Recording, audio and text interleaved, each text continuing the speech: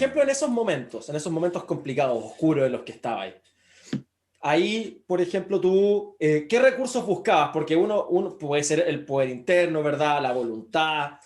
Pero, por ejemplo, ¿hay algún libro, alguna disciplina o algún autor en el que tú te basaste o te apoyaste para poder Mira, alimentar o retroalimentar esta fuerza de voluntad que estabas ocupando? eh, recuerdo, nunca he sido muy bueno para leer. Siempre ha sido algo que he querido mejorar en mi vida. Y he tenido momentos en que lo he mejorado mucho y otros momentos en los que estoy en una sequía. Siempre estoy al debe con el tema de leer, en definitiva. Pero llegó un momento, recuerdo, en que estaba súper deprimido. Más que todo estaba deprimido porque yo vivía en una burbuja. Yo iba a la universidad, mi familia prácticamente, para mí por lo menos mi familia era perfecta.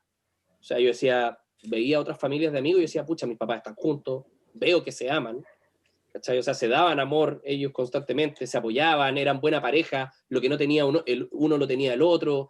Yo con mis hermanos dentro de todo nos llevábamos bien, éramos todos dentro de todo sanos, eh, teníamos un buen pasar. Entonces, la verdad es que yo, afortunadamente, vivía una vida tranquila, como adolescente, como niño, etcétera.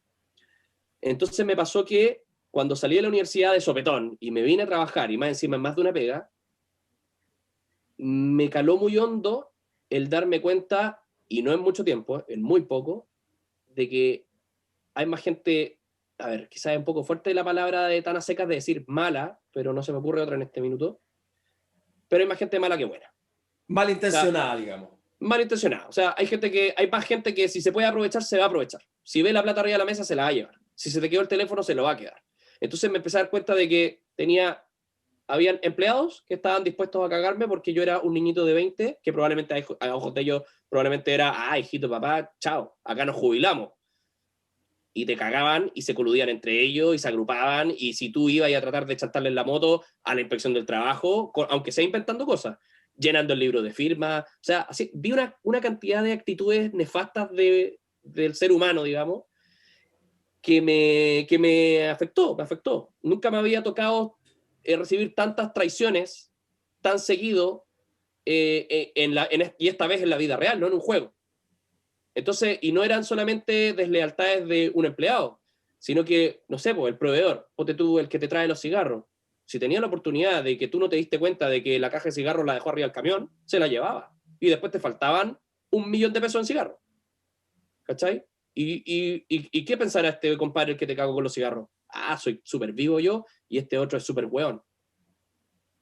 ¿Cachai? Entonces, los proveedores te tratan de cagar. Proveedores me refiero no a la empresa que te provee, sino el operador que te baja las bebidas del camión, ¿cachai? Te va a tratar de cagar si podí. El empleado te va a tratar de cagar si puede, perdón. El cliente que se quiere aprovechar, oye, pero es que esto aquí, no sé qué, la cuestión, y si puede, se aprovecha. O si se te quedó algo sin asegurar, una vitrina abierta, ¡fum!, se aprovecha. No es todo el mundo, eso es un hecho. Pero a mí, que nunca había trabajado así como en serio, había trabajado por el placer de que necesito plata este mes, ¿cachai? Entonces, en los veranos solía tener un cierto trabajo, lo buscaba, qué sé yo, y, y todo bien, pero yo era empleado, así que tenía que cumplir mi función y mientras yo lo hiciera bien, listo, ¿cachai? Pero nunca me había tocado ser empleador y pasar a ser empleador en 13 negocios diferentes me llevó a conocer muchas actitudes que yo no sabía que era tan así. Yo sabía que había buenas pencas y gente maleducada y todo lo que queráis, pero jamás pensé que era tan difícil. Y eso me causó un dolor profundo cuando el choque con la realidad de decir, chuta, así es el mundo. Este es el mundo del que tanto te dicen, cuando te decían, cuando uno era más chico, te decían, espérate que trabajé. Es terrible, pues, es terrible. Y probablemente en otros países, no sé, pues si fuera emprendedor en Finlandia no sería tan terrible, pero en Chile y en Sudamérica es horrible. O sea, encontrar a alguien que realmente quiera trabajar y sobre todo que sea honesto es súper difícil en este país, lamentablemente. Y no te estoy hablando de gente de sueldo mínimo, sino que en toda orden de cosas. Tú mismo tuviste un emprendimiento y me imagino que en alguno de todos tus podcasts lo vas a contar, pero es un tema que lo conversamos en su minuto cuando esto estaba pasando y tú y después cuando te ocurrió con tu emprendimiento tenías gente profesional a cargo y que también ves que podían, se aprovechaban. Entonces, eso a mí me sirvió mucho tu experiencia para darme cuenta de que no era un cierto tipo de gente o a un cierto nivel de sueldo ni nada. Gente penca nomás. Y lamentablemente es lo que más uno se encuentra. Entonces, está muy alineado con el dicho, está muy alineado con el dicho de que al ojo del amo engorda el chancho. De todas maneras. Y qué lata que tenga que ser así. Pero bueno, en definitiva eso me provocó en algún minuto quizá un cierto nivel de depresión, no sé, nunca me diagnostiqué, nunca fui a un psicólogo ni nada por el estilo, de terco nomás, porque probablemente si lo hubiera hecho quizás me hubiera hecho muy bien. Pero llegó un punto en el que me di cuenta de que no podía seguir con este sentimiento de, ay, no quiero ir a la oficina, ay, no quiero ver a esta gente de nuevo, ay, ¿cachai? Entonces me di cuenta de que tenía que de alguna manera cambiar algo. Cambiar algo. Y ese algo no pasaba por cambiar el mundo, pasaba por cambiar yo. ¿Cómo asimilo esto y cómo hago de que no llevármelo para la casa?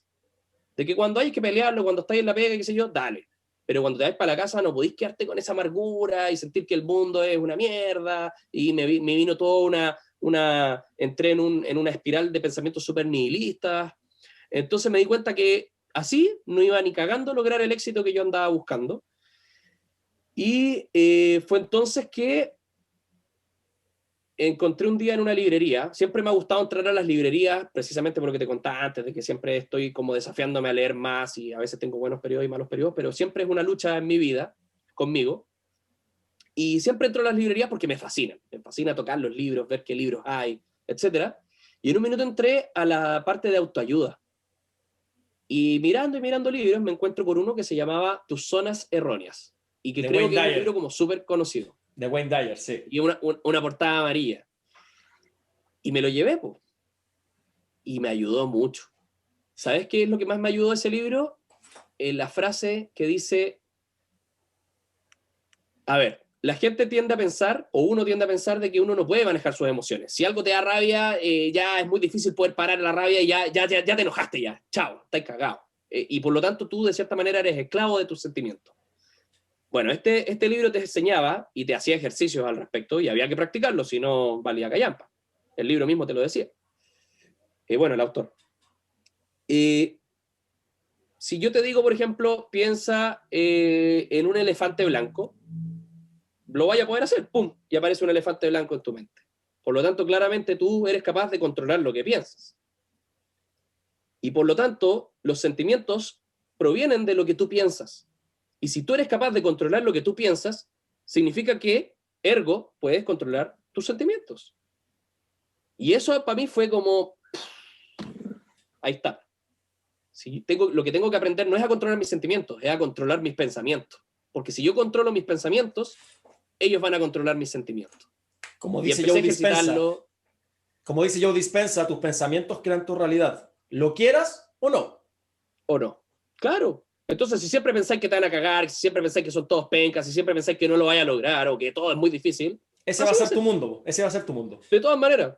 Y otra cosa que me gustó mucho del libro es también que me enseñó, y hasta el día de hoy lo digo y se lo digo a la gente y me lo digo a mí mismo, tú no eres, tú estás siendo. Cuando tú dices, pucha, es que yo soy flojo. No, compadre, tú estás siendo flojo. Si tú quieres, puedes dejar de serlo. Y el primer paso es dejar de decir que tú eres algo. Tú estás siendo algo. Y eso también me ayudó mucho. A decir, chuta, en realidad la cagó. Pues no es que yo soy malo para leer, estoy siendo malo para leer. Y cuando empecé a aplicar ese tipo de dinámicas a mi cerebro, como meterle este nuevo programa, se me abrieron las puertas. Y fue un libro cagón de este porte que me ayudó un montón. Porque también era un momento en que me sentía súper solo. Si yo estaba acá solo haciéndolas todas, mi papá todos los meses estaba a punto de morirse, no sabía si lo iba a lograr o no, al mismo tiempo pasaba metido en la inspección del trabajo porque me denunciaban por puras tonteras, o de repente con donos que me mandaba yo también, producto de no saber llevar una empresa, ¿cachai? Pero en definitiva yo siempre hacía todo de la mejor manera, con las mejores intenciones, y me tocó pelear 1.000.000 de batallas que fueron súper ingratas, lo pasé mal y todo lo que queráis, y en un minuto necesitaba ayuda, y ya no tenía a mi papá también para conversar, y porque él siempre fue mi primera fuente de ayuda a todo lo que a mí me pasaba en la vida. Con él yo conversaba las cosas. Y afortunadamente encontré este libro y me ayudó, y así como encontré ese...